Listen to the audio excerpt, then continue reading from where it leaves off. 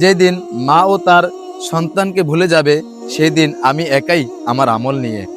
এই দুনিয়ায় ভুল করলে পার পাওয়া যায়, কিন্তু আখিরাতে পার পাওয়া যাবে না।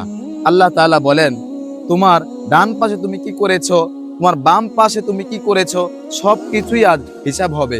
আল্লাহ তাআলা সূরা জিলজালের 7 এবং 8 নম্বর আয়াতে বলেন, ওয়ামান ইয়ামাল মিসকালা যাররাতিন খায়রান ইয়ারাহ ফামান ইয়ামাল মিসকালা যাররাতিন শাররান ইয়ারাহ।